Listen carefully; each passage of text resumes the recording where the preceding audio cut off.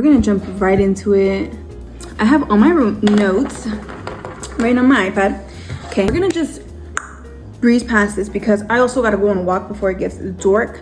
Serial dating, like I said to you, we need to end that. You can call it a whole phase too. So they kind of like, you know, it needs to stop though. You need to stop. Stop popping that by people who don't deserve you. Treat that shit like a treasure, okay? So like I said, I'm gonna help you because this shit was not easy. So let's picture this, okay, real quick. So you go on Hinge the second time. First time it failed, horrible, toxic as fuck. Second time you meet a little shorty and you're like, wow, she seems so nice and so understanding. She's being so open, so honest, so vulnerable. She's sharing so much with me, right? She's sending me messages throughout the day, long ass messages, checking in with me, and oof, feels so good, right? You meet up in person.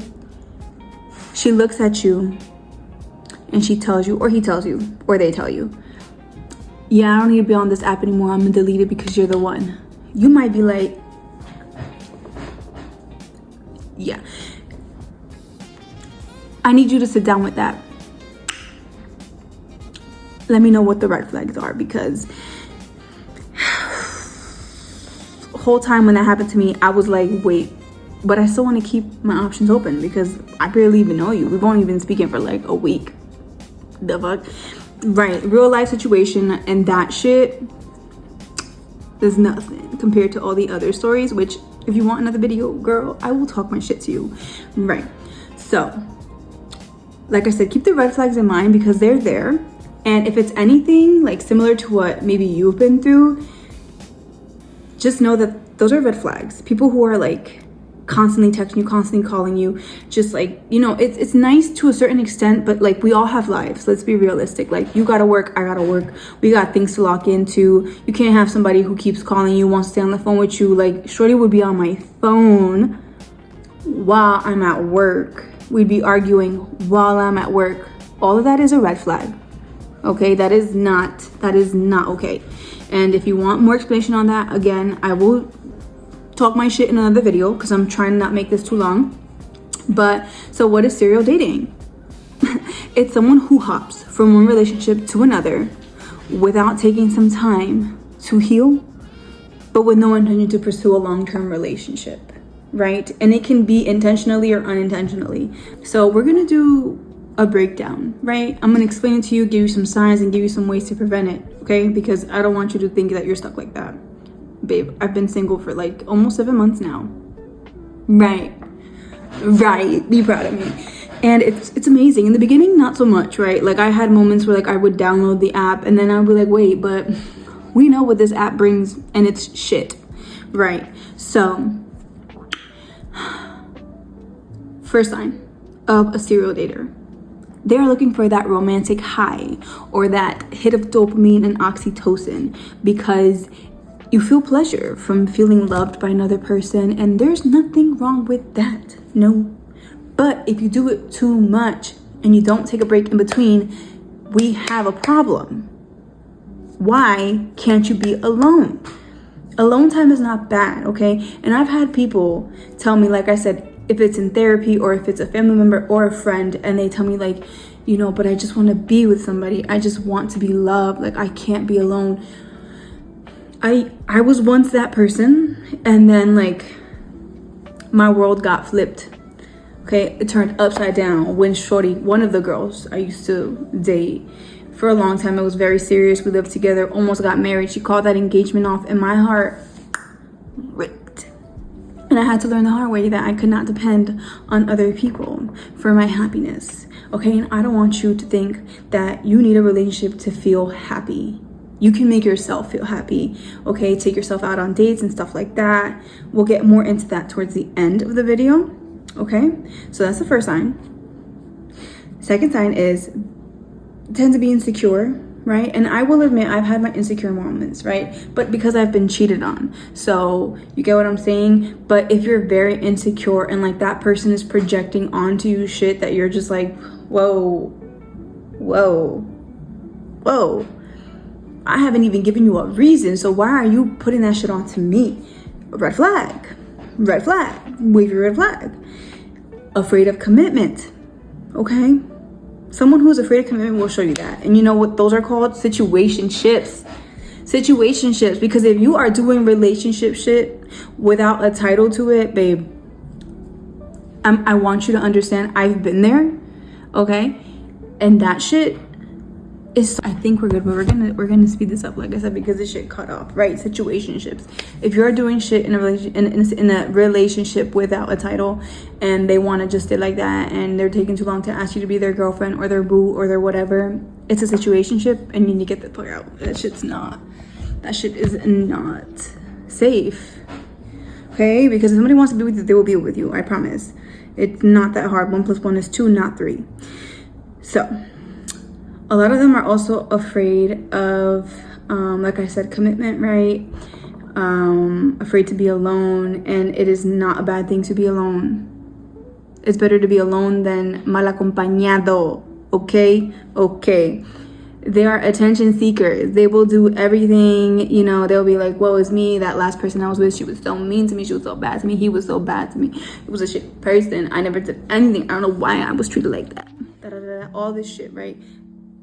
Never them, always the other person. Red flag. Red flag. Now we're gonna get into signs of a love bomber. No, signs of a serial dater. They are love bombers. Okay, a lot of people I've come across, friends, have a hard time understanding what love bombing is. So I'm gonna break it down real easy. Literally what it says.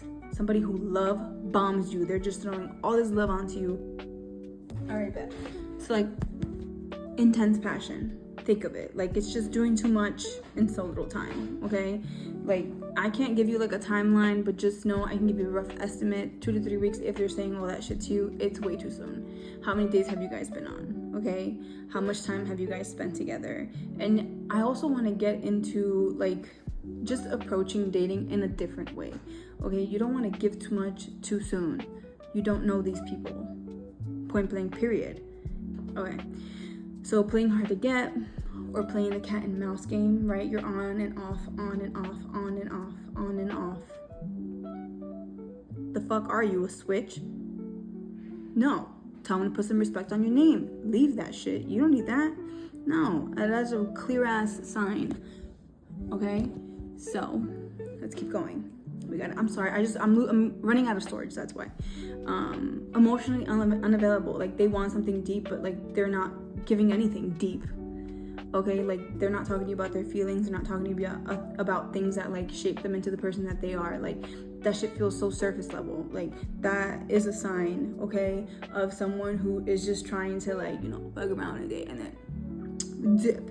All right, hot and cold. Like I said, they're very like 1 second they're loving and so sweet and whatever, and then the next you don't hear from them. They don't text you, they don't call you, because maybe you might have like not answered their phone call, or you might not be texting them as much. You know what I mean? It depends on the situation. But if they're acting hot and cold with you, and you will know, that is a clear sign too. Okay, I understand you want to check in with people, you want to talk to people, but you don't have to be on them 24/7. That shit is not okay. I'm gonna say it again. Okay, I had a relationship, the same one I told you about in the beginning, right? She would be so loving and whatever, and if things didn't go her way, she would snatch that shit away from me. Sis would block me, she would ghost me, she would curse me out, talk to me crazy, and then we'd be right. Alright, I gotta move quicker because this shit is running out of storage and I keep deleting shit. Right, so she would block me and do all this shit. We'd be right back into it, on and off again, and that shit is just not normal. Okay, like I said, a situationship is not a relationship. If there is no asking or like a solidifying moment of, okay, you're my girl, I'm your girl, or you're my boyfriend, I'm your girl, or whatever, you know, we all have different ways we identify. Great. Make sure that shit is discussed. You guys need to talk about that shit. That shit's not asking for too much, and it shouldn't be feeling like you're asking for too much, right? So, how to stop your whole phase or serial dating. Let me make sure this shit's recorded. Okay, it is. Okay, how to stop your whole phase or serial dating. I got you. Figure out your relationship goals, okay? Because if you want to be in a committed relationship, then that means you got to take your time to meet somebody, right? Feel them out, and that's okay. If you want to be in a polyamorous relationship, make that shit known. If you want to be in an open relationship, if you want to be dating openly, make that shit known so that they know, okay? Okay. Set clear and firm boundaries, okay? No means no. Because sometimes we accept the love that we think that we deserve based off of things that have happened in our lives. I need you to really sit down and journal about that if you want. What do you think I say? What do you think I'm meaning by when I'm saying we accept the love that we think that we deserve? Sit with that. Journal about it. Journal about that. Understand what that means for you a little bit more, because you cannot just be jumping into relationships. We've all been there. We've all done that. There's a reason why it's not working. So dig deep, sit down with it. It might make you cry. It might make you really uncomfortable, but you need to understand what the root cause of it, because you will get and receive what you are attracting. So I want you to really spend some time with that and take time to yourself. Okay. Take time to yourself. Take breaks from dating. Date yourself. What the fuck? Like, when I started realizing I was really letting these people treat me however the fuck they want, I was like, wait. No. Put some motherfucking respect on my name.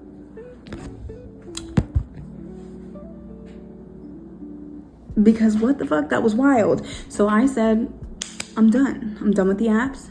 I'm done with, that was my main issue, the apps. Because like, if I meet somebody outside in like the world or whatever, fine, I'm open to it. But it's different. On the apps, it's bringing in different energy too. So that's just my experience, right? Some people have really successful stories with the apps, and that's amazing, right? Not for me, and for most people that I know, it has not been successful. So I think that really spending time with yourself, in the beginning, it was not easy.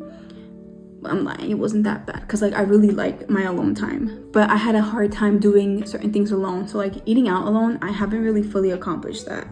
I'll go out to like maybe like a Panera or like a Chipotle or Le Botanese, I think is what it's called in New York, and I'll eat by myself, fine. But like a full-on dining experience at like a bougie restaurant, getting dressed up, I haven't, but that's a goal. You see what I'm saying? And it might be uncomfortable at first, but you're not gonna die.